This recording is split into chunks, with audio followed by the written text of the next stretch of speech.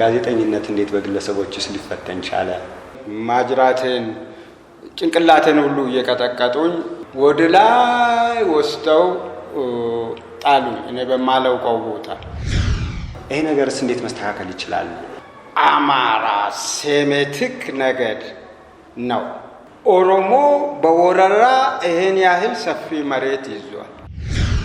ብልጽግና ውስጥ በመሪነት የመሸገው ኃይልም የኦሮሞ ኃይል ነው። አዲስ አበባ በታሪክ ከሄድን ያለማንም ተጋሪ ያለማንም ጠያቂ የአማራ መሬት ነው። ለምንድነው ከዚህ እውነት ጎን መቆም የተሳናቸው? ፍንፍኔ የሚባልም ነገር የለም። እኛ ለፖለቲካ ንግድ የፈጠርነው ነው፣ መታረም አለበት። እኔ አማራ አንድ ከሆነ የሚያሸንፈው ኃይል የለም ባይ ነኝ። አሁን ላይስ ጋሽ ታዲዮስ ምን እየሰሩ ነው? መጽሐፍ ነው የምጽፈው በቃ።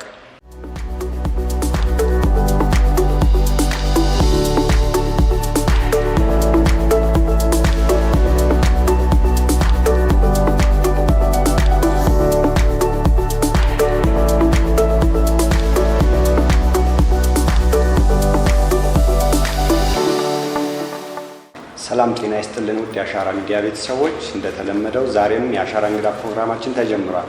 በዛሬው የአሻራ እንግዳ ፕሮግራማችን ታዋቂ ጋዜጠኛና ፖለቲከኛ የሆኑትን አቶ ታዲዮስ ታንቱን ይዘን ቀርበናል። እንግዲህ እንደምታውቋቸው አቶ ታዲዮስ ታንቱ በኢትዮጵያ የጋዜጠኝነት ታሪክ ውስጥ ጉልህ ሚና የተጫወቱ፣ በበርካታ የግል ጋዜጦች ላይ በአምደኝነት ለረጅም ዓመታት ያገለገሉ ግለሰብ ናቸው።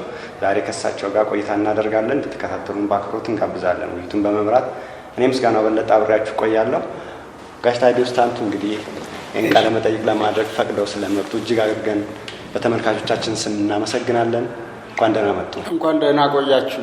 እሺ እንግዲህ ከጋዜጠኝነት ህይወቱ እንጀምርና አንድ የሰማሁት ነገር አለ። ጋሽ ታዲዮስ ታንቱ እንደ ማንኛውም ጋዜጠኛ በመንግስት ብቻ አይደለም ሲሳደዱ የነበሩት፣ ግለሰቦችም ሲያሳዷቸው እንዲሁም ዛቻ ሲያደርሱባቸው ነበር ይባላልና እስኪ ከሱን ጀምር። ምንድን ነበር መነሻው? ምክንያቱ ጋዜጠኝነት እንዴት በግለሰቦችስ ሊፈተን ቻለ? መንግስት ብቻ አይደለም። መንግስት ያው በፖሊስ ትዕዛዝ ወስዶ ያስረኛል፣ ፍርድ ቤት ያቀርበኛል። ያው ፍርድ ቤትም ቀርብ ያለው 3 ዓመት ተሟግቼ በመጨረሻ ነፃ ወጣው። በዚህ በወግዲ ሁዳ በተባለው ርዕስ በማቀርበው ጋዜጣ ተከስሼ ግለሰቦች እንግዲህ አባቴን አዋርዶታል፣ አባቴ አርበኛ የነበረውን ባንዳ ብሎ ጽፎበታል፣ እንደዚሁም ደግሞ የኔን ብሔረሰብ አንቋሽሿል፣ ባህሉን፣ ቋንቋውን፣ እምነቱን በማንቋሸሽ ጽፏል በሚል ነው እንግዲህ በመኪና ውስጥ እየሄዱ አንገታቸውን እያወጡ ይሰድቡኝ የነበረው። ቆይ ጠብቅ ዋጋህን ታገኛለህ ይሉኝ የነበረው እና ዞሮ ዞሮ ያው ሁሉም የራሱን ማንነት ለማሳየት ነው ይሄ የማሳደድና የማስፈራራት ሁኔታ ያንጸባርቅ የነበረው። ይሄ ነገር አሁንስ ይስተዋላል?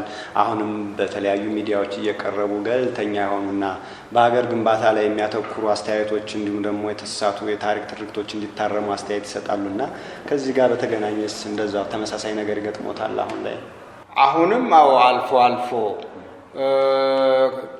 አሁን የዛሬ 15 ቀን አካባቢ አንድ ሰው በመኪና ሲሄድ እንደዚሁ አንተ ሰውዬ ይሄንን ኦሮሞ ላይ አፍህን መክፈትህን አትተወውም አለኝ እና እንደ ማስፈራራት ብሎኝ አለፈ። ከዚያ በፊት ግን በተከታታይ እንደዚህ ይዘልፉኝ ነበር። ትንሽ ጋብ ካለ በኋላ ነው አሁን ሰውዬ እንደገና እዛ ጦር ኃይሎች አካባቢ እንደዚህ ያለ የማስፈራራት ሁኔታ የተናገረው። አሁን ዶክተር አብይ ስልጣን ላይ ከወጣ በኋላ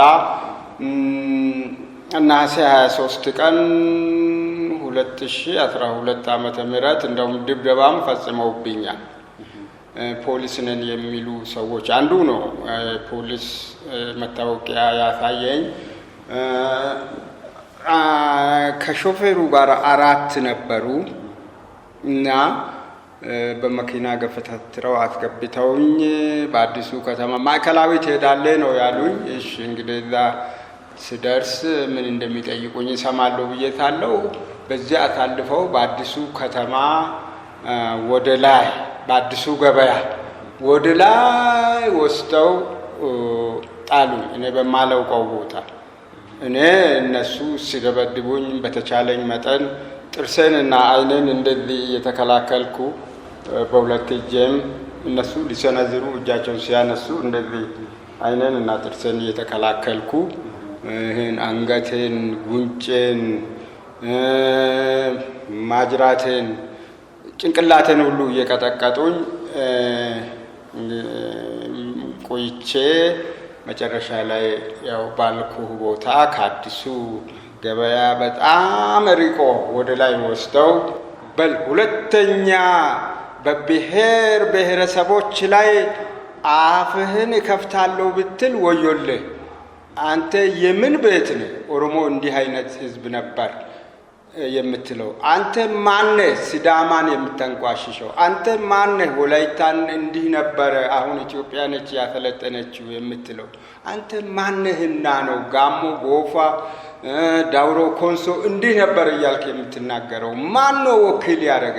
ስማቸውን እንኳን ለመንሳት ማን ነው መብት የሰጠ ነው የሚሉኝ። አብይ ጭብጡ ይሄ ነው። እንኳን እኔ ኢትዮጵያዊው ቀርቶ ፈረንጅም እኮ ስለ ብሔረሰቦች፣ ስለ ዘሮች፣ ስለ ነገዶች ሊጽፍ ይችላል። ኢትዮጵያ ውስጥ መጥቶ ምርምር ማድረግ ይችላል ስላቸው ፈረንጅ ነው። አንተ ታዳም ምን አገባ? ፈረንጅ ቢፈልግ አስፈቅዶ ገብቶ ሊጽፍ ሊመራመር ይችላል። አንተ ምን አገባ? ሁለተኛ ወዮልህ የብሔር ብሔረሰቦችን ስም ካነሳ ብለው ለቀቁኝ። በኋላ ትንሽ ቆየት ብዬ ለፖሊስ ለማመልከት አሰብኩና ለፖሊስ አመልክቼ አሁን ምን ውጤት አገኛለሁ ብዬ እነሱ ራሳቸው ደህንነት እንደሆኑ ነው የተሰማኝ።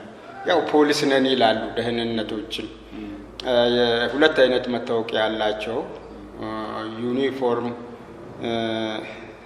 ሲለብሱ ነው እንጂ የሚታወቁት፣ ያለዚያ በሲቪል ልብስ ይንቀሳቀሳሉ። ያው መታወቂያቸው ፖሊስ ይላል እና እንደዚህ አይነት ነገር ደርሶብኛል። ግን አሁንም እናገራለሁ፣ የማውቀውን ለወጣቱ ትውልድ አካፍላለሁ። ሰው ነኝ፣ መብት አለኝ።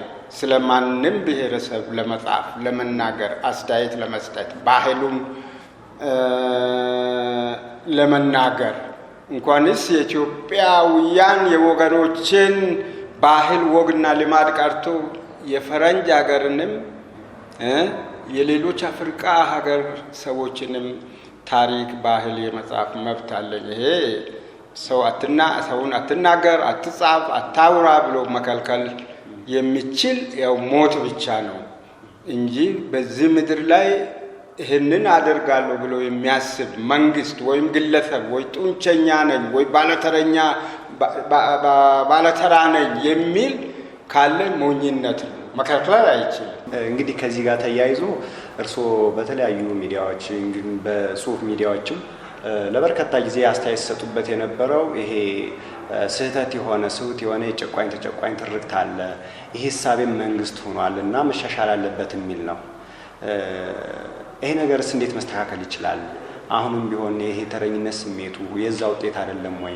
የእርሱ አስተያየት ምንድን ነው እዚህ ላይ? ትክክል ነው። ያው የቀድሞ አይነት ነው። ትንሽ ያው መጠነኛ ለውጥ አለ። የቀድሞዎቹ በብልጠት በዘዴ በመሰርነት የሚያደርጉትን የአሁኖቹ ግልጽ በግልጽ ነው የሚያደርጉት እንጂ ብዙም ለውጥ አላየሁበትም። ለውጥ የሚለው ቃል እንግዲህ የሰው ለውጥ እንጂ የጡንቸኛ ለውጥ እንጂ በተግባር በይዘት ለውጥ እኔ ብዙም አይታየኝም። ስለ ትርክቱ ያነሳኸው ምሁራን የኢትዮጵያ ምሁራን ተሰብስበው ለዚህ መፍትሄ መፈለግ አለባቸው። ወጣቱን ለማሳሳት የተጀመረው አሁንም ቀጥሏል። ለሀገር ውለታ የዋሉ ለሀገር የሰሩ ለሀገር የተሰዉ ሁሉ ስማቸው እየጠፋ ነው። አጥንታቸው እንኳን በመቃብር ውስጥ በሰላም እንዳያርፍ እየተደረገ ነው።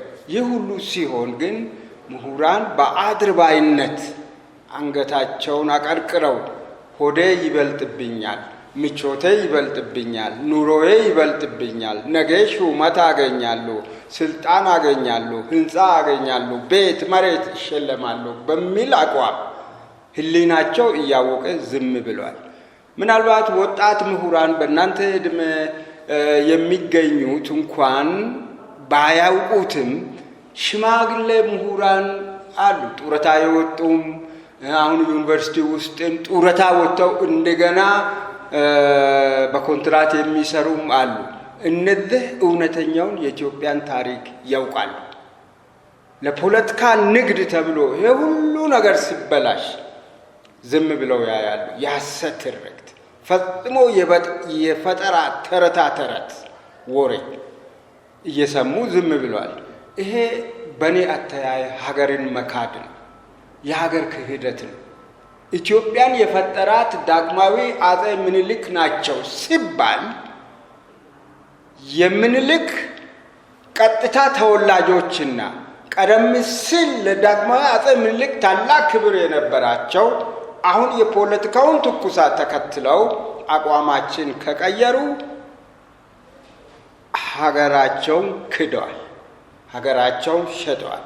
የሀገር ፊገሮችን በሀገር ታዋቂ ሆነው ያለፉትን ባለውለታ ሰዎች ታሪካቸው ሲበላሽ ዝም ብሎ ማየት አግባብ አይደለም። ይህም ሲባል ወጣት ምሁራን አያውቁም ማለት አይደለም። ያውቃሉ። ከመጽሐፍት እውነቱ የት እንዳለ እያወቁ ነው ዝም የሚሉት እና ይሄ አድርባይነት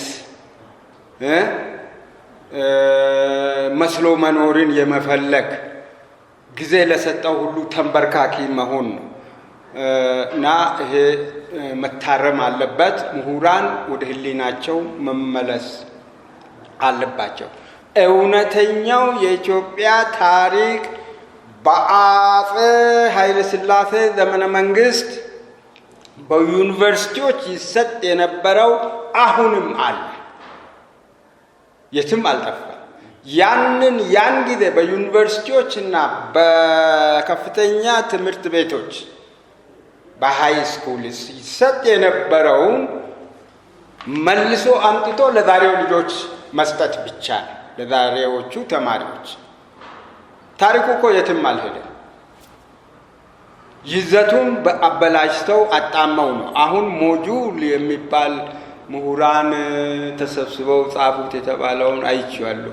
በዩቲዩብም በሱ ላይም ትችት አቅርቤያለሁ። በፍጹም የውሸት ታሪክ ነው እዛ ላይ የሞላው እና የኢትዮጵያን ስም ለማሳነስ ብለው ኢትዮጵያ እንደ ዘ ሆርን ብለዋል። ሂስትሪ ኦፍ ኢትዮጵያ እንደ ዘ ሆርን ብለዋል። ዘ ሆርን ብለዋል። ሆርን የሚለውን ራሱን ለምን አስፈለገ? የምን ቀንድ ነው? እዚህ ምን ለማድረግ ነው ያመጡት? እና ራሱ ዘ ሆርን የሚባለው ቀደም ሲል የኢትዮጵያ አካል የነበረው ነው እና እዛ ላይ በጣም ብዙ ውሸቶች አይቻለሁ። እንኳን ምሁር ቀርቶ ዝም ብሎ ተራ ሰው እንኳን ለህሊናው ስለሚከብደው የማይጽፈውን ሁሉ ጽፏል። እዛ ሞጁል ውስጥ ስለ ኦሮሞ ማይግሬሽን ምንም የተነሳ ነገር የለም። ኦሮሞ ወራሪ ነው እኔ እንደማምነው። ኦሮሞ በወረራ ይሄን ያህል ሰፊ መሬት ይዟል። ለኦሮሞ ደግሞ ጉልበት የሰጠው የግራኝ አህመድ ወረራ ቀደም ብሎ ሃይላንድ ኪንግዳምን አዳክሞ ስለነበር ነው። በኢትዮጵያ ታሪክ ውስጥ ስለ ኦሮሞ ለመጀመሪያ ጊዜ የጻፉት አባ ባህሪ ናቸው። በዓይናቸው በብረቱ ያዩትን አባ ባህርንም ክደዋል። ዛሬ አሁን ኦሮሞ ከክርስቶስ ልደት በፊት በ3500 ዓመተ ዓለም አሁን ባለበት ቦታ ባህሉንና ቋንቋውን ይዞ ነበረ እያሉ እዚህና ፍቅሬ ቶሎሳ የጻፉትንም አይቻለሁ። የኦሮሚያ ክልላዊ መንግስት እያለ ራሱን የሚጠራው ጽፎ ባህል ሚኒስቴር ውስጥ ያስቀመጠውንም አይቻለሁ። ይሄ ሁሉ ዝም ብሎ የወሬ ወናፍ ነው፣ ታሪክ አይደለም፣ ተረት ነው።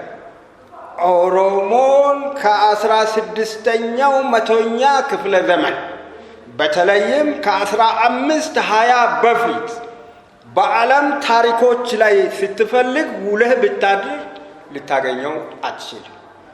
እስከ ዛሬ እስከዚች ደቂቃ ኦሮሞ ከየት እንደመጣ፣ መቼ እንደመጣ፣ ቤት በኩል እንደመጣ፣ መጀመሪያ ቤት ሀገር እንደነበረ ታሪክ አያውቁም። this is the fact, this is the historical fact። ማንም ዲስቶርት አድርጎ ይህንን ማጣመም የለበትም። ንጹህ ሕሊና ያለው ይህንን እውነት መናገር አለበት። አንዳንድ ታሪክ ጸሐፊዎች ከኢንዶኔዥያ መጥቷል ይላሉ። አንዳንዶች በ9ኛው ክፍለ ቀደም ሲል ከአረብ ሀገር መጡ የሚለው አሁን ተቀይሯል። የውጭ ተመራማሪዎችም እና ዶናልድ ሌቪንም እሱ መላምት ቀይረውት ሀርጌሳ አካባቢ ሳይኖር አይቀርም የሚል አሁን ተጋኖ ይነገራል። ሶማሌዎች ናቸው ከዚያ ያባረሩት። ሶማሌዎች በ12ኛው መቶኛ ክፍለ ዘመን ሙሉ ለሙሉ እስልምናን ስለተቀበሉ፣ ኦሮሞ ደግሞ ፓጋን ስለነበረ ከኛ አካባቢ ጥፉ ብሎ ወደ ሌክ ኦሮዶልፍ እንደነዳው ይነገራል። ይህም በእርግጠኝነት ነው ለማለት ያስቸግራል። ይሄን ይመስላል እና አሁን የኦሮሞና የአማራ እውነተኛ የዘር ግንድ ብለው እነ ፍቅሬ ቶሎሳ የጻፉትን ሙሉ ለሙሉ አልቀበለውም፣ ውድቅ አድርጌያለሁ። አማራ ሴሜቲክ ነገድ ነው፣ ኦሮሞ ኩሽቲክ ነኝ ይበል እንጂ እሱም በትክክል አልታወቅም። ሀሜቲክ፣ ኦሞቲክ፣ ኩሽቲክ ምንም ቢባል የኦሮሞ ታሪክ ለብቻው የሚጠና ነው። ይሄ እንግዲህ ታሪክን ማበላሸት ነው። ወደ ወላይታም ብትሄድ እንደዚህ ነው። ጋሞጎፋን ብትሄድ ልጆቹን የሚያስተምሯቸው እንደዚህ ነው። ትግራይማ የባሰበት ነው። አድዋ ላይ ምኒልክ ሊፈረጥጡ ነበር ፈርተው፣ መንገሻ ተቆጥቶ ነው የመለሰው ብለው እዛ ልጆቹን ያስተምራሉ። ወያኔ ስልጣን ላይ በነበረ ጊዜ አሁን ይሄ እንደው ጭንቅላት ሕሊና ያለው መምህር ይሄን እንዲህ ብሎ ለወጣቱ ጄኔሬሽን ማስተማር አለበት። መንገሻ ዮሐንስ ማን ሆነና ነው እሱ ምኒልክን ተቆጥቶ አንተ ፈሪ፣ እኔ ጣሊያኖችን አውቋቸዋለሁ፣ አንተ ስለማታውቅ ነው የምትፈራቸው፣ በል ተመለስ፣ አትሩጥ፣ አትሽሽ ብሎ ለማለት ማን ነው ስልጣን የሰጠው? ቀድሞውኑ ከምኒልክ ፊት ለመቅረብ አደግድጎ በትክክል አደጋደግኩ ወይስ የተበላሸብኝ ነገር አለ ብሎ ሰዎቹን ጠይቆ በስንት ደጅ ጥናት ነው አጠገባቸው የሚደርሰው? እንኳን እሱ እዛ አካባቢ ያለው ቀርቶ እዚህ የቅርብ አማካሪዎቻቸውም እኮ ዘው ብለው ገብተው ጃኖ እንዲህ መደረግ አለበት፣ እርስዎ ምንድን ነው ችግር የሚፈጥሩት? አይገባም፣ ይሄ አልቀበልም፣ አይሆንም፣ እንደዚህ እኮ አይባልም፣ ነውር ነው። ይሄ ራሱ ከስድብ አንስ ልጆች ባለቤታቸው ጣይቱም ቢሆን ጌታዬ ብለው ነው የሚያናግሯቸው። እና እንዲህ ያለ ብልግና አነጋገር ሁሉ ታሪክን የሚያበላሽ ነው። ደግሞ ይህን ውሸት ታሪክ ስላነበነቡ ምንም የሚያገኙት ነገር የለም። በቃ ይህንን ምሁራን ማቃናት አለባቸው። በኃይለ ሥላሴ ጊዜ የነበረውን ታሪክ ወጣቱ ትውልድ እንደወረደ ወስዶ መማር አለበት። ዩኒቨርሲቲ ውስጥ በ1965 በ1966 በ1964 ዓመተ ምህረት ዛሬ ዶክተር ፕሮፌሰር የሆኑ ሰዎች የተማሯቸው የታሪክ ካሪኩለም አለና ያንን አንስቶ መማር ነው። በደርግ ጊዜም እኔ አውቃለሁ ታሪክ አልተበላሽ እና ያም ቢሆን አይጎዳንም። አሁን ነው ታሪክ የተበላሸው። ይሄ ሞጁል ብለው ያሰራጩትን እንደወረደ ወደ ሽንት ቤት መጣል አስፈላጊ ይሆናል። ምክንያቱም ስለ ኢትዮጵያ ምንም የምናገረው ነገር የለም።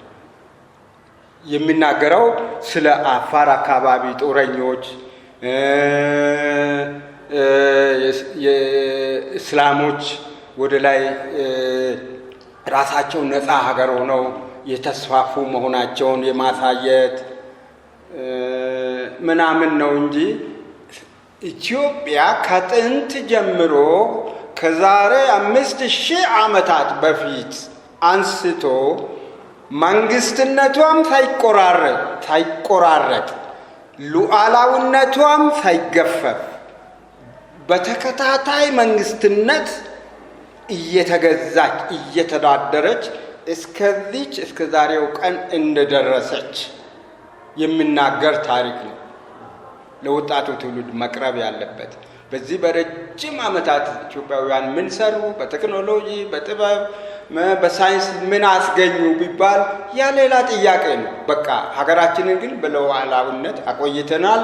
አሜሪካ፣ እንግሊዝ፣ ፈረንሳይ ጎልተው በማይታወቁበት ፈጽሞ እንደውም ባልነበሩበት ጊዜ ኢትዮጵያ ነበረች። ኦልድ ወርልድ በተባለው ሂስትሪ ላይ አለች። ኢትዮጵያና ግብፅ ኤንሸንት ሂስትሪ ላይ ጎልተው ይታወቃሉ። ኢትዮጵያ ጉርብትናዋ ደግሞ ከግብፅ ጋር ነው። አንዳንዴ ከግብፅ ጋር ይዋጉ ነበር፣ አንዳንዴ ደግሞ በንግድ በምናምን ይስማሙ ነበር። ይህን ይመስላል። ሌሎችም ብዙ የታሪክ ብልሽቶች አሉ። ያ መቃናት አለበት እላለሁ። መልካም። እንግዲህ ቅድም ስለ ኦሮሞ ታሪክ ሲያወሩ ነበርና የኦሮሞ ታሪክ በብዛት የመስፋፋት ታሪክ ነው ይባላል።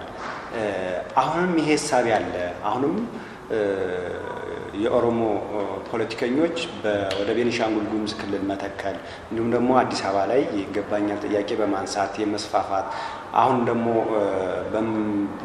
ያው ብልጽግና ውስጥ በመሪነት የመሸገው ኃይልም የኦሮሞ ኃይል ነው። ስለዚህ ይሄን እያስፈጸመ ነው የሚባል ነገር አለ እና የሶት ትዝብት ምንድን ነው? እዚህ የኔ ቤኒሻንጉል አካባቢ እኔም ይሰማኛል የኦሮሞ እጅ እንዳለበት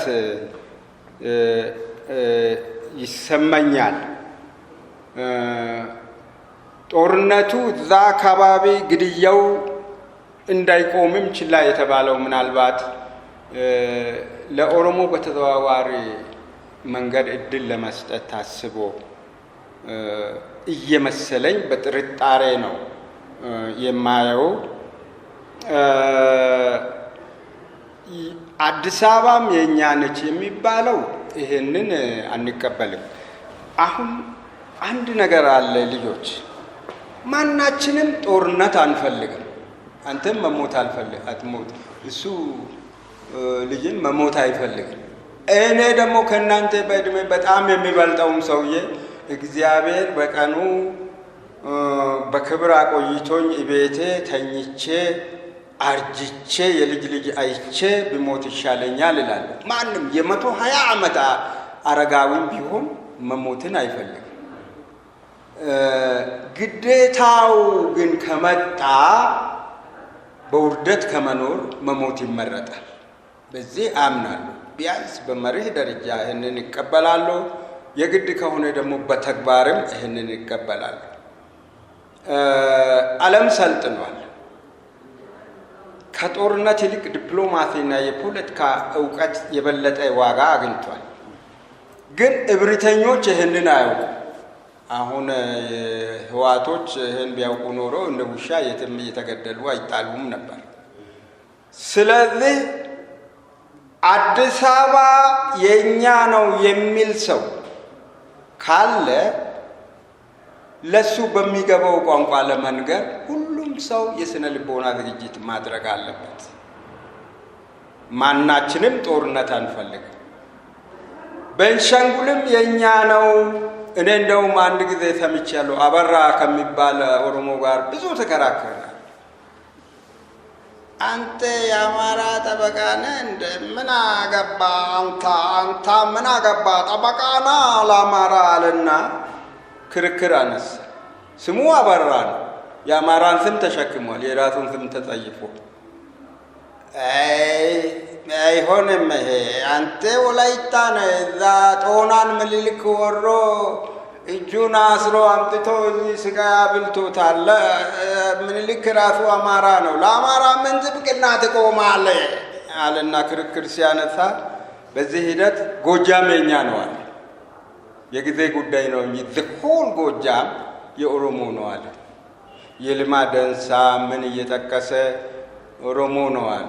አይ እንግዲህ ከዚህ በላይ መከራከር አንችልም። በውሸት ነው የምትሄድ አንተ። ኦነግ የነገረህን ተሸክመህ ነው፣ የምታውቀውም ነገር የለም። ጎጃም ከጥንት ጀምሮ ክርስቲያን ሕዝብ ነው። ኦሮሞ እዛ በወረራ ሄዶ ተቀላቅሎ አማራ የሆነ ኦሮሞ አልፎ አልፎ ቢኖር እኔ አላውቅም። እንግዲህ ደም በመመርመር የኦሮሞ ደም እንዲህ ነው፣ የአማራ ደም እንዲህ ነው ተብሎ ይሄ ባዮሎጂካል ፋክተር የሚወስነውን ነገር ለማግኘት አይቻልም። እና እነሱ አማራ አይደለንም ኦሮሞ ነን ካሉ እንግዲህ ምን ታደርጋለህ? ጊዜ ከሰጠ እንደፈለክ ማድረግ ትችላለህ ያልኩ። ያኔ አብይ ገና ስልጣን ላይ እንደወጣ ነው እንደዚህ ያሉ እና በዚህ አጋጣሚ አንድ ነገር ላንሳ። ስልጣን እንደው ያሳብዳል መሰለኝ። ወያኔ ስልጣን ላይ የወጣ ጊዜ አንድ ትግሬ ካሁን በኋላ አማራም ሆነ ኦሮሞ ሌሎች ዘሮች ትግራይ ለመግባት ፓስፖርት ነው ይዘው መግባት የሚችሉት እና ህዝብ ትግራይ ክቡር ዜግነት ያለ ፓስፖርት ትግራይ የሚገባ ማንም አይኖርም ማለት የሚሆነውን እኮ አላወቅም ወደፊት ሊሆን የሚችለው አለ። ግን እሱ ልጅ ሞተ ብዙም ሳይቆይ እንደዚያ እብሪት የተናገረው እና አሁንም ቢሆን ይህንን የእብሪት አነጋገርን ለመቀልበስ ትግሉ በጠየቀው መንገድ መሄድ ግዴታ ይሆናል። ሁሉም ሰው በ9 ወሩ ነው የተወለደው። ሁሉም ሰው 2 እጅ አለው። ጠመንጃ እንዴት እንደሚተኮስ ለኢትዮጵያ ሕዝብ ያስተማረው አማራ ነው። የወላይታ ሰው ከዳግማዊ አጼ ምኒልክ በፊት ጠመንጃ አይቶ አያውቅም። የጋሞ ጎፋ ሰው ከዳግማዊ አጼ ምኒልክ ደቡብ ዘመቻ በፊት ጠመንጃ አይቶ አያውቅም። ኦሮሞም ጦር እንጂ ጠመንጃ አያውቅም። አፋር፣ ሱማሌ፣ ጉራጌ፣ ከምባታ፣ ሀዲያ፣ ዳውሮ ሁሉ ጠመንጃ ምን እንደሆነ አገልግሎቱ ለምን ዓላማ እንደሆነ የተማረው ከአማራ ነፍጠኞች ነው። ነፍጠኛ ማለት ቅድመ መደበኛ ሰራዊት ሀገር ጠባቂ ማለት ነው። ክቡር ስም ነው ነፍጠኛ እና ከነሱ ነው አይተው። ስለዚህ ወደ አማራ ክልልም ምናልባት መተከልም የኛ ነው እያሉ ቀስ ብለው ቅድም እንዳልኩት ወደ ጎጃም ጠጋ ለማለት ፈልገው፣ በመሰረቱ ያው ታውቁታላችሁ መተከል የጎጃም የነበረ ነው እና እንደዚያ ፈልገውም ሊሆን ይችላል። ይህንን መቃወም አለብን። ኢትዮጵያ ውስጥ ተከባብረን መኖር ከቻልን ጥሩ ነው። ተከባብረን አንዞርም። አንዱ ሌላውን ደምስሶ አጥፍቶ መኖር አለበት የሚል ጉልበተኛ ከመጣ ለጉልበት መልሱ ጉልበት ነው፣ ለዱላ ዱላ ነው እና የስነ ልቦና ዝግጅት አድርጎ እንደ አመጣጡ አጥቂው ራስን የመከላከል ትግል ነው። በማንኛውም መልኩ ቀደምት ኢትዮጵያውያን ጠብቀው ያቆዩትን ሀገር ማቆየት አለብን ለመጪው ትውልድ። ኤርትራ ተገንጥላለች። አንስት ደሴት፣ ዳህላክ፣ ቀይ ባህር ሁሉ የኛ የነበረው ሄዷል። ያም በጊዜ ሂደት ይመለሳል ብለን ተስፋ እናደርጋለን። ግን አሁን የተረፈችውን እንጎቻ የምታህል ሀገር ከዚህ መልስ የኔ ነው፣ ከዚህ መልስ ያንተ አይደለምና ከዚህ ጥፋ የሚል ካለ አንተ ጥፋ፣ አንተ ከኔ በኋላ ነው እቺ ነገር የረገጥከው ብለን መንገር አለብን። ዩ አር ደ ሌት ካመር። ሌላው ሁሉ ኤንሸንት ህዝብ ነው። አንተ ብቻ ነህ ሌት ካመር። ስለዚህ ከኛ ጋር ተስማምተህ መኖር ካልፈለክ መሬቱ የኛ ነውና ኢትዮጵያን ለቀህ ወደ መጣህበት ሂድ ማለት ነው።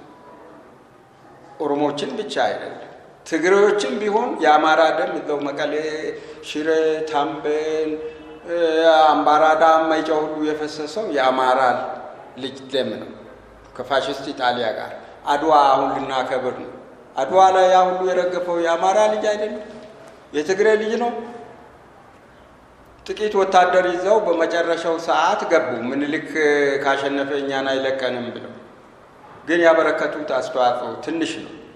አንድ ባሻው አሎም የሚባል የጣሊያን ባንዳ የነበረ ኤርትራ ውስጥ ጣሊያኖችን ከርቶ እየመጣ መረጃ የሚሰጠው ለአሉላና ለመንገሻ ነበር እንጂ ለፊታውራሪ ገበዮ፣ ለራስ መኮንን፣ ለንጉሥ ተክለ ሃይማኖት፣ ለራስ ሚካኤል ወይም ለዋክሹም ጓንጉል ባሻው አሎም አምጥቶ መረጃ ሰጥቷል የሚል በታሪክ ላይ የለም። ለአሉላና ለመንገሻ ብቻ እዛ ውጊያ ወረዳ ላይ እንኳን ለጋራ ነፃነት በሚደረገው ትግል ምስጢሩን ደብቆ ለራሱ ወገኖች ያቀርብ ነበር ባሻው አሎም እና ኦሮሞም ይሁን ትግሬ፣ ወላይታም ይሁን ከምባታ፣ ሲዳማም ይሁን ዳውሮ መሬቴ ተወስዶብኛል፣ የኔ መሬት እስከዚህ ድረስ ነው፣ በወረራ ይይዛለሁ የሚል ካለ በወረራ መልሶ ከመቀልበስ ሌላ ምን ችሎታ ይኖራል? እንግዲህ መለኮታዊ ጠባይ የለንም።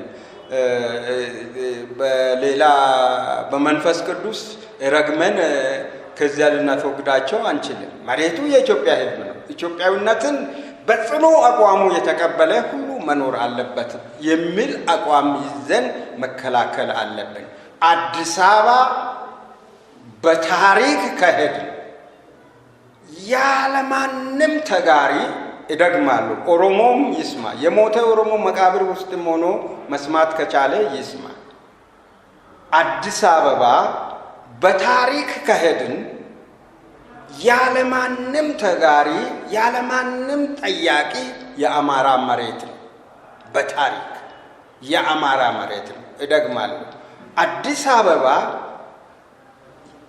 በታሪክ ፍርድ እንሂድ ካልን ማንም ሳይጋራው የአማራ ሕዝብ መሬት ነው። በፖለቲካ እሳቤ እንሂድ ካልን የሁላችንም። ልዩነቱ ግልጽ ነው። ስለዚህ በታሪክ የሱ ያልሆነውን እንዴት የኔ ነው ሌላው ይውጣ፣ ሌላ መታወቂያ ይሰጠዋሉ ለውጭ ዘሮች ይላል። ማን ሆነና ነው? ስለዚህ የአማራ ልጆች ሁሉ አዲስ አበባ የኔ፣ በፖለቲካ እሳቤ በፖለቲካ አመለካከት ኢትዮጵያ አሁን በደረሰችበት የእድገት ደረጃ አዲስ አበባ የሁላችንም ናት ብሎ አቋም ይወስዳል። ከዚህ ውጪ ግን እኔ ብቻ ነኝ የአዲስ አበባ ባለቤት የሚል ካለ አማራ ብቻ ነው የአዲስ አበባ ባለቤት። ይሄ ደግሞ ከአማራ እርካሽ ተወዳጅነት ለማግኘት አይደለም፣ ታሪክ ያስቀመጠው ነው። በታሪክ ላይ በግልጽ የሚታይ ነው። ዘረኝነት ሳይመጣ፣ ጎሰኝነት ሳይመጣ፣ መከፋፈል፣ የጎጥ እሳቤ ሳይመጣ ድሮ የተጻፉ ታሪኮች ይህንን ያሳያሉ። ትልቅ ምሳሌ ልስጥ፣ ሁሉም ታሪክ ሰዎች የሚያውቁት። አጼ ዘርዓ ያዕቆብ የገዟት ኢትዮጵያ ቀዳማዊ ኃይለ ሥላሴ የገዟትን ኢትዮጵያ ታክል ነበር። ኤርትራንም ጭምር ዳህላክ ደሴት አካባቢ። በነገራችን ላይ አጼ አምደ ጽዮንም በሚገዙበት ጊዜ ሐማሴን አውራጃ ኤርትራ ውስጥ ያለው የኢትዮጵያ ግዛት ነው። ካርታው እኔ ጋርም አለ። ወደ አጼ ዘርዓ ያዕቆብ ልመለስና ኦልሞስት የቀዳማዊ ኃይለ ሥላሴን ኢትዮጵያ የምታህል ኤርትራንም ጨምሮ ደቡብንም ጨምሮ ምስራቅንም ጨምሮ ምዕራብንም ጨምሮ ነበር። ያን ጊዜ ኢትዮጵያን በየቦታው እየተሾሙ የሚገዙት እነ ንቡረ እድ ቢትወደድ ራሶች ደጃዝማቾች ናቸው እና እነዚህ ሰዎች ደግሞ የአማራ ጎሳ ተወላጆች የአማራ ዘር ተወላጆች አማርኛ የሚናገሩ ካህናት ከሆኑ ግዕዝንም ጭምር የሚያውቁ ናቸው።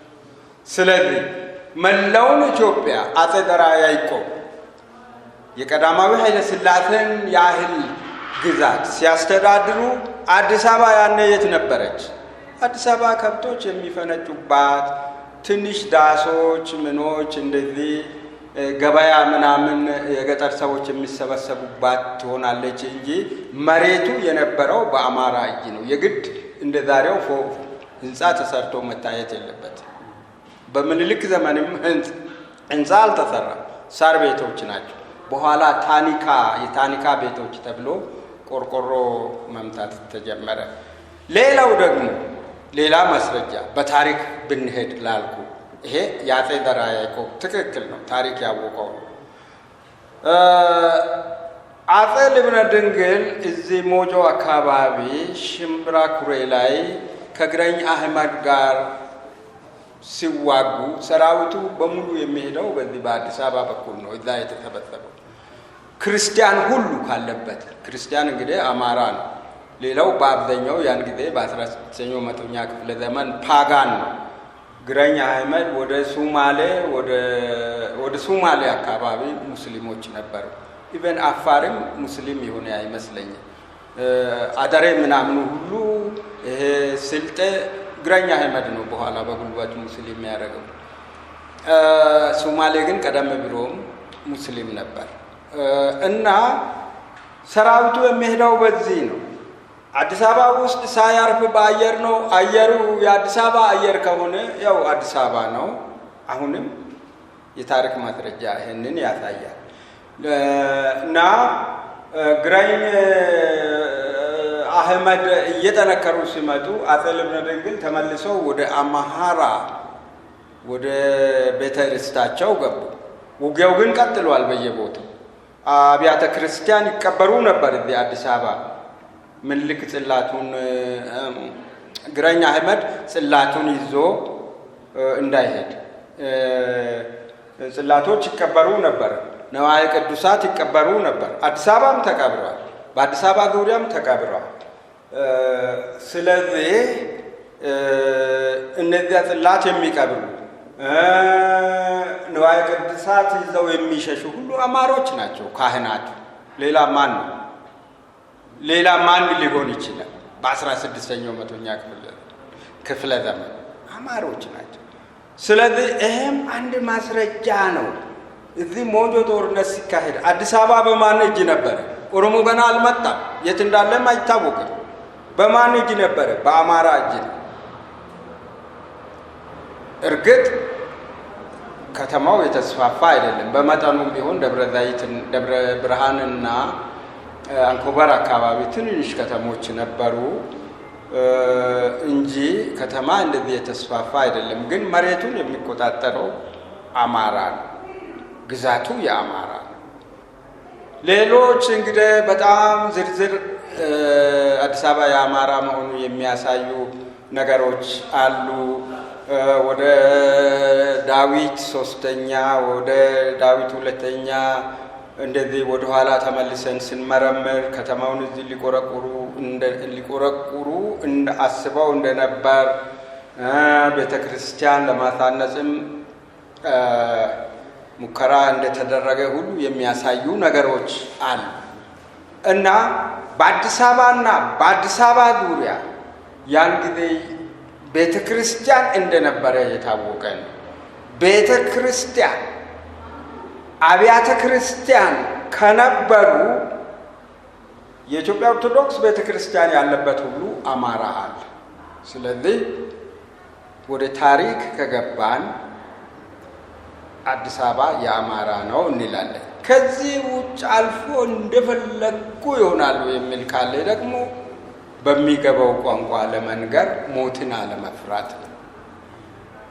አለመፍራት ነው። ያለው ምርጫ።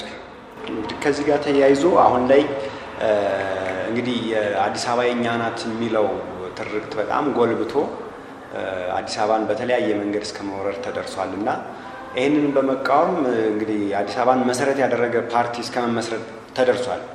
በሌላ በኩል ግን የታሪክ ባለቤትነት አላቸው ተብሎ እየተነገረ ያለው የአምሃራው ሕዝብም ሆነ የአማራ ኢሊቱ አዲስ አበባ የሁሉም ናት የሚል ሳቤ ነው የሚያቀነቅኑት። የእኛ ናት የሚለውም ደፍረውም እንዲህ አደባባይ አያወጡትም።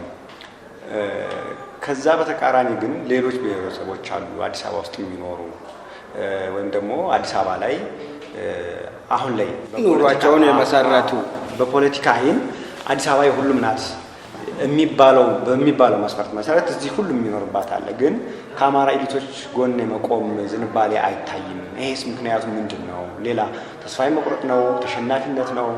ማለት የሌላ ብሔረሰብ አባላት ለምን ነው ከዚህ እውነት ጎን መቆም የተሳናቸው?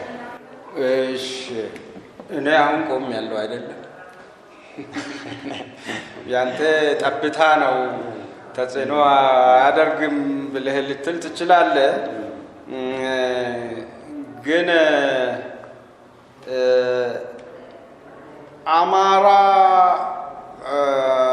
ሲጠቃ አማራ ሲበደል እኮ ባለፉት 30 ዓመታት ማንም ከጎኑ የቆመ የለም።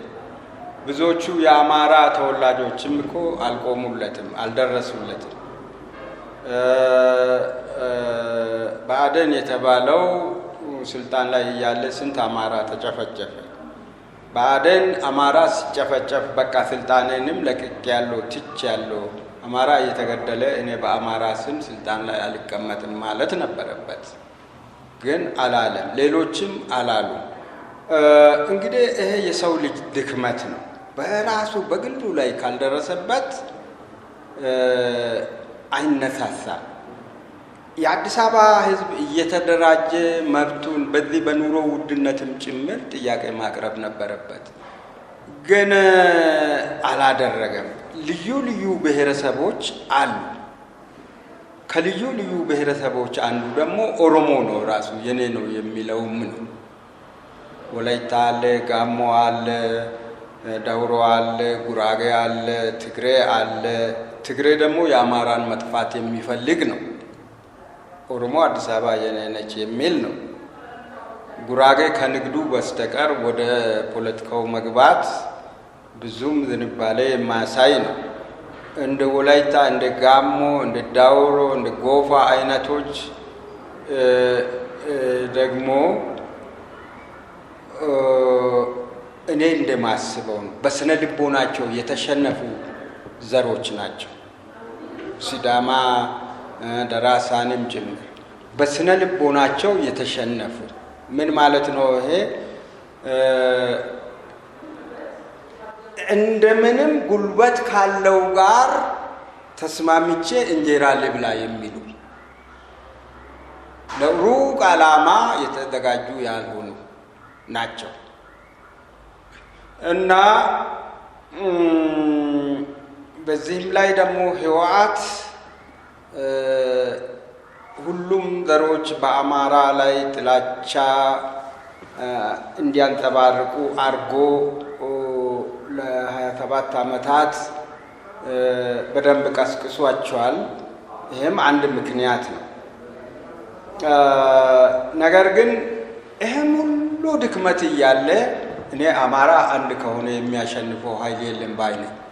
አማራ የድሮውን የቀድሞውን ጀግንነት በታሪክ እንደገና ለመድገም ከተነሳ እንኳን አዲስ አበባን ማስከበር ቀርቶ መላውን ኢትዮጵያ ያስከብራል ባይ ነኝ። ማንም ከማንም አይበልጥ ከቆረጠ። አሁን ቆራጥነት ነው የጠፋው። አድዋ ሄዶ 10,000 ወጣት ያኔ በጦርነቱ ያለቀው በዳግማዊ አፄ ምኒልክ መሪነት፣ ከዚያ ውስጥ 99 ወይም 98 በመቶ እኮ የአማራ ልጅ ነው። ያንን ጣሊያን የመለሰው እንደው ያኔ ዘር አይመዘገብም እንጂ ዘር ተመድቦ ቢሆን ኖሮ የአማራ ልጅ ነው በአብዛኛው ያለቀው። 98 በመቶ ወይ 99 በመቶ። የተወሰኑ ኦሮሞች ነበሩ፣ ትግሬዎች በመጨረሻው ሰዓት ገብተዋል። ምን ያህል ከነሱ መስዋዕት እንደሆነ የሚያሳይ ነገር የለም። ግን የሞቱት ታላላቅ መሪዎች ሁሉ አማሮች ናቸው። ስንት ሰው ይዘው እየገቡ እንደሞቱ እንግዲህ ታሪክ ይናገራል። ገበየሁ ቢሞት ተካ ባልቻ ኦሮሞ ነው። እሱ በጣም ለእናት ሀገሩ ታማኝ የነበረ ነው። ደጃች በሻ፣ ደጃች ጫጫቅ፣ ተወራሪ ዳምጠው ከተማን የመሳሰሉ የጦር መሪዎች ሁሉ አማሮች ናቸው እና አማራ ለኢትዮጵያ ይበቃል። ቆራጥነቱ ነው የጠፋው። ቆራጥነቱ የአያት ቅድመ አያቱ ጀግንነትን፣ ብልህነትን፣ አስተዋይነትን፣ የፖለቲካ እውቀትን፣ የዲፕሎማሲ ጥበብን የተማረው የአማራ ልጅ መልሶ ገቢራዊ ማድረግ አለበት እና አማራ ራሱ የኛ የኔ ነች አዲስ አበባ ማለት አለበት። ምንድን ነው ቢል ምን ይሆናል? ምንም እኮ አይመጣም። የኔ ነች፣ በታሪክ አዲስ አበባ የኔ ነች፣ አንተ ሳትመጣ የኔ ነች፣ የኔ ግዛት ነበረች ቢል ዛሬውኑ ይረሸናል፣ ይጨፈጨፋል፣ ቢታሰርም ይፈታል፣ ቢሞትም ከስሩ ሌላ ይተካል እና ለዚህ ቆርጦ መነሳት አለበት። እንግዲህ አልፎ አልፎ ሌሎች ዘሮችም ኢቨን ከኦሮሞ ሊገኙ ይችላል በኢትዮጵያዊነት። አሁን እኔን የሚደግፉ አስተያየት የሚሰጡ ኦሮሞዎች እኔ አልከታተለኝ እንጂ ያዩ ሰዎች ይነግሩኛል። ከኦሮሞ ሰው አይጠፋም፣ ቁጥሩ አነስተኛም ቢሆን ከአማራ ጎን እስከ መቆም ይደርሳል። እውነትን ለምን እንደብቃለን? እኛ ትላንት መጣን፣ ምንም አልተበደልንም። ከአማራ ጋር ተከባብረን እንኑር። በታሪክ ከሄድን አማራ አዲስ አበባ የኦሮሞ ነች። ፍንፍኔ የሚባልም ነገር የለም። እኛ ለፖለቲካ ንግድ የፈጠርነው ነው፣ መታረም አለበት ማለት ይችላሉ ብዬ አምናለሁ። እና ከቆራጥነትና ከዓላማ ጽናት ውጭ እኮ እንኳን በግል ህይወት ሰርተ ለመኖርም ቢሆን ሌላ መንገድ የለም። ከቆራጥነትና ከዓላማ ጽናት ሞት ከሆነ ዛሬውኑ ይምጣ። ከኖርኩ ኖርኩ፣ ካልኖርኩ ግን የኔን አርማ አንስቶ ሌላው ይቀጥልበት ማለት ነው። መልካም። እንግዲህ ጋሽ ታዲዮስ ታንቶኒ እና መሰል ነገሮችን ለበርካታ ዓመታት በጋዜጦች ሲሞግቱ ነበር። አሁን ደግሞ በየሚዲያዎች እየቀረቡ ሀሳብ አስተያየቱን እያጋሩ ነው እና አሁን ላይስ ጋሽ ታዲዮስ ምን እየሰሩ ነው? መጽሐፍ እየጻፉ ነው ወይስ እንዲህ ነው ያሉት? ምን ላይ ነው?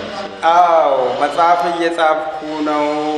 ከዚህ በፊት ደመላሽ ቁጥር 1 የሚል የአርበኞች ታሪክ ተጽፎ ተሸጧል። ነጋዴዎች ናቸው ያሳተሙልኝ።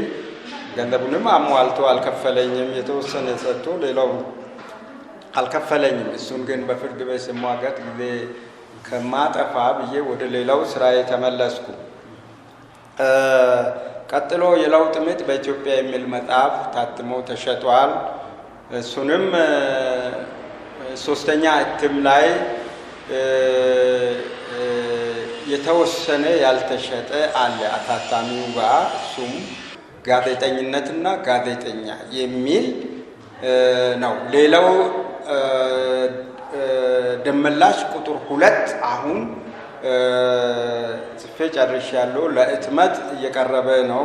ከቨር ፔጅ የሰራሁት እዛ አሁን ቦርሳ ላይ አለ፣ ቦርሳ ውስጥ አለ። ሌላው አሁንም በጋዜጠኝነት ዙሪያ ሙያዊ ጋዜጠኝነት ምን መምሰል አለበት በሚል ርዕስ መጽሐፍ ጀምሬያለሁ። ሌላው ደግሞ ስለ እነዚህ ስለምናወራቸው ሰዎች ታሪክ እየጻፍኩ ነው። መልካም። ኦሮሞ መቼ መጣ? ምን አደረገ? እንዴት ይህን ሁሉ የኢትዮጵያ መሬት ያዘ? በጊዜው ምን ይመስል ነበር? በኋላ ደግሞ ቆይቶ የኢትዮጵያ ሕዝብ አካል ሆኖ ክርስትና ከለመደ በኋላ ደግሞ ለኢትዮጵያ ትንሽ አንዳንድ ኦሮሞዎች በታማኝነት ያበረከቱትን ሁሉ ጠቅሼ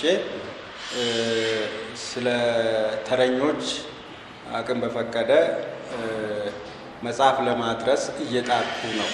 መቼ እንደማደርስ እንጃ እንጂ እንግዲህ 3 መጽሐፍት በመደራጀት ላይ ናቸው። አንዱ መጽሐፍ እየተሸጠ ነው። ሁለተኛ እትም ታትሟል። እሱን ደግሞ እንደገና ተሸክሜ ዞሬ እሸጣለሁ ብዬ ተስፋ አደርጋለሁ። ይሄ ጋዜጠኝነትና ጋዜጠኛ ሴኮንድ ኤዲሽን ወጥቷል ታትሞ። የመጀመሪያው አላለቀም፣ ትንሽ ይቀራል። ግን ያኛውን አታትሜ ይሄኛው ሲያልቅ ቶሎ አስከትላለሁ ብዬ ነው። የኔ ስራ አሁን መጽሐፍ ነው። ሌላ ምንም ስራ የለኝም። አሁን እናንተ ስለጠራችሁኝ ስለጋበዛችሁኝ ለእናንተ ክብር ነው እዚህ የመጣሁት እንጂ ቁጭ ስል ሻይ ቤት፣ ካፌቴሪያ፣ ካፌ፣ ሆቴል ቤት ጥግዬ ሻይ እየጠጣሁ እጽፋለሁ። ከዚያ ወመዘክር ሄጄ መጽሐፍ አገላብጣለሁ። ለእኔ ስራ እንደ ሪፈረንስ የሚጠቅሙ በዋቢ መጽሐፍነት የሚጠቅሙ መጽሐፍትን በየመጽሐፍት ቤቱ እየዞርኩ እጠይቃለሁ። ካገኘው እገዛለሁ። አንዳንድ ጊዜ ሰዎች አልሸጥም ካሉ ደግሞ ክራይ ከፍዬ ወስጄ ኮት የማደርገውን ኮት አድርጌ እመልሳለሁ። ስለዚህ አሁን ምን እየሰራህ ነው ላልከው መጽሐፍ ነው የምጽፈው። በቃ ወደፊት የሚሆነውን አላውቅም። አሁን ግን ያለኝ አቋም በዚሁ እቀጥልበታለሁ። በተከታታይ መጽሐፍ እጽፋለሁ። አሁን ሰዎች ናቸው ያሳተሙልኝ። ቀጥሎ ደግሞ ራሴን ችዬ ለማሳተም አላማ አለኝ እና ይህን ይመስላል። መልካም። እንግዲህ ጋሽ ታዲዮስ የጻፏቸውን መጽሐፍም እዚሁ አስተዋውቀውናል። እንግዲህ የእኛም ተመልካቾች እነዚህን መጽሐፍ ባገኙበት አጋጣሚ እንዲያነቡና አስተያየታቸውንም ለእርስዎ እንዲያደርሱ እኛም እዚሁ ለመጠቆም እንወዳለን። ምናልባት አሁን ላይ ጋዜጦች ላይ እየጻፉ ከሆነም እሱንም ጥቆማ ቢሰጡንና ውይይታችንን በዚሁ ልንቋጭ። ጋዜጦች ላይ አልጽፍም። ጋዜጦች በኃይለ ሥላሴ ዘመን፣ በደርግ ዘመን፣ በወያኔ ዘመን ከነበሩበትም አሁን በጣም እየዘቀጡ መጥተዋል።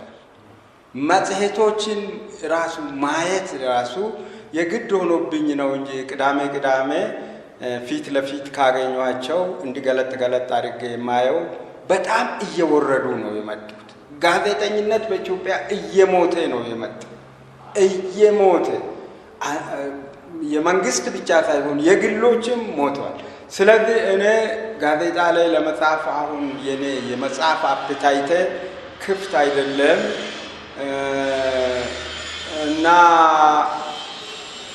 በተዛመደ መልኩ ደግሞ ጊዜም የለኝም። መጽሐፍ ስለምጽፍ ጊዜም የለኝም። ጋዜጦች መጽሔቶችም ብዙም አይረቡም። ከነዚህ ጋር እንደው ለነዚህ መጽሔቶች እየጻፍኩ ጊዜን ከማጠፋ መጽሐፍ ብጽፍ ውሎ አድሮ ቢሆን ዋጋ አለው። መጽሐፍት ምን ጊዜም ዋጋ አላቸው የሚል እምነት አለኝ እኔ። አንተ ልጅ ሆነ የተማርከው ለማ በገበያ ለማ በትምህርት ቤት የሚሉ አበበ በሶ በላ የሚሉት ነገሮች ሁሉ ከዛሬ 100 ዓመት በኋላም 50 ዓመት በኋላም ለሚወለዱ ልጆች ከፍተኛ ዋጋ ያላቸው ናቸው እና መጽሐፍ ምን ጊዜም አይሞትም። አንዳንድ ልብ ወለድ ታሪኮች በጊዜው ታዋቂ ሆነው ገነው ወጥተው በኋላ እየተረሱ ሊሄዱ ይችላሉ። ግን ትምህርታዊ የሆኑ መጽሐፍ እንደ ታሪክ እንደ ሙያ ነክ ነገሮች ምን ጊዜም አይሞቱም። ሙያ ደግሞ ሁልጊዜ ሳይንሳዊ ይዘት አለው እና አይሞትም። አሁን ፍቅር እስከ መቃብር አሁን ወቅቱ አይደለም፣ ግን የአጻጻፍ ቴክኒኩ ምኑ ወደፊት ለፈጠራ ጸሐፊዎች ክሪኤቲቭ ራይተርስ በጊዜው እንደዚህ ይጻፍ ነበር። ሜታፎር፣ ሲሚሊ፣ ፓራቦል፣ የገጸ ባህሪያት አቀራረጽ፣ የሴራ አወቃቀር እንዲህ ነበረ በጊዜው አዲስ አለማየሁ እንዲህ ጻፉት ብሎ ለማገናዘቢያ ወደፊት የአጻጻፍ ቴክኒክ እየተቀየረ ከመጣ በኃይለ ሥላሴ ዘመነ መንግስት የነበረውን የፈጠራ ታሪክ አጻጻፍ ለዛሬው ትውልድ ማስተማር ወይም ማገናዘብ ወይም ማወዳደር ማነጻጸር ይችላል እና ብዙውን ጊዜ የፈጠራ ስራዎች ይሞታሉ ነገር ግን ሙያዊና ታሪካዊ የሆኑ ስራዎች አይሞቱም፣ ገደብም የላቸውም እና ለመጻፍ ነው አሁን ትኩረት የሰጠሁት። ሌላ ስራ የለኝም። ጋዜጣ ላይ አልጽፍም፣ መጽሔት ላይ አልጽፍም። ከዚህ በተረፈ እንግዲህ ሰዎች እየጠሩኝ ያው በዩቲዩብ፣ በሬዲዮ፣ በቲቪ ነው፣ በሬዲዮ አይደለም፣ አልፎ አልፎ አስተያየት ይሰጣሉ። የኔ ሀሳብ የኔ አስተያየት ከጠቀማችሁ እሺ ፈቃደኛ ነኝ እያልኩኝ ሀሳቤን አካፍላለሁ። የሀገር ጉዳይ ነው ደግሞ ለእኔ የሚሰማኝ ለሌላውም ሊሰማው ይገባል። የኔ ደግሞ አቅመቢስ ሆኖ የኔ ሀሳብ ከታየው ደግሞ የተሻለ ሀሳብ ሌላው ለማምጣት እንዲችል የበኩሌን አስተዋጽኦ አደርጋለሁ። መልካም እንግዲህ ጋሽ ታዲዮስ ታንቱ እጅግ አድርገን ነው የምናመሰግነው። ካሎት የተጣበበ ጊዜ ላይ ቆርሰው ነው እንግዲህ ይህንን ቃለመጠይቅ ለማድረግ እዚህ ድረስ ደግሞ በራሱ ወጪ የመጡልንና በጣም ነው የምናመሰግነው፣ በጣም ነው የምናከብረዎት። እንግዲህ የአሻራ ሚዲያ ተከታታዮችም የእርስዎን መጽሐፍት የእርስዎን ሀሳብ እንዲጋሩ በዚሁ እኛም ጥቆማ ሰጥተናል። የተከበራችሁ የአሻራ ሚዲያ ቤተሰቦች እንግዲህ ከአቶ ታዲዮስ ታንቱ ጋር የነበረን ውይይት ይሄን ይመስላል። ጋሽ ታዲዮስ ታንቱ ጋዜጠኛ የነበሩ ፖለቲከኛ ናቸው፣ እንዲሁም ደግሞ የታሪክም ተመራማሪ ናቸው። ከሳቸው ብዙ ቁም ነገር እንዳገኛችሁ ተስፋ እናደርጋለን። እጅጉን አድርገን እናመሰግናለን። ውይይቱን በመምራት አብራችሁ የነበርኩት ምስጋናው በለጠ ነበርኩኝ። እናመሰግናለን።